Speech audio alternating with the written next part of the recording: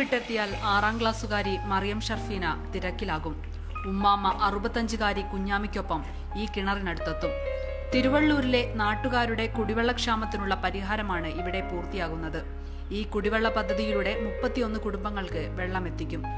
വേറെ കെട്ടുന്ന വെള്ളം എടുത്തിട്ട് മുട്ടടിച്ചിട്ട് ഒരു വെള്ളം ഇല്ലാണ്ട് കളിക്കും. ഞാൻ ഓരോ പാത്രം വെള്ളം വലിയ സഹായിക്കല.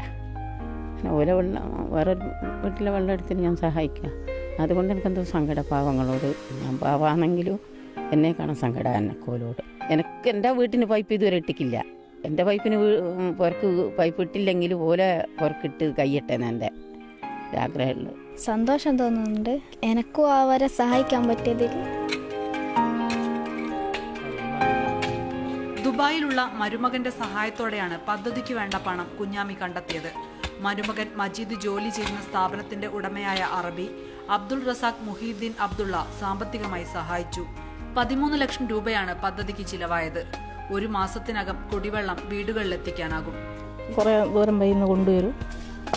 വെള്ളം കിട്ടിയാൽ ഞങ്ങൾക്ക് സുഖം. അല്ലാണ്ടൊരു പൈപ്പ് ഉണ്ടായില്ല, വെള്ളം ഉണ്ടാവുകയില്ല. കുറേ ദൂരെ നിന്നല്ല കൊണ്ടുവരും. പിന്നെ ഇവരെ പറ്റി ഞങ്ങളിപ്പോൾ പ്രാർത്ഥിക്കുന്നുണ്ട്, വെള്ളം തരുന്ന എനിക്കുണ്ട്. ജീവജലം നൽകുന്നതിലൂടെ വലിയൊരു സന്ദേശമാണ് കുഞ്ഞാമിയും കൊച്ചുമകളും നൽകുന്നത്. ശുദ്ധവായുവും കുടിവെള്ളവും ഓരോ ജീവിയുടെയും അവകാശമാണ്. ക്യാമറമാൻ വിജീഷിനൊപ്പം AP ഭവിത, മാതൃഭൂമി ന്യൂസ്, കോഴിക്കോട്.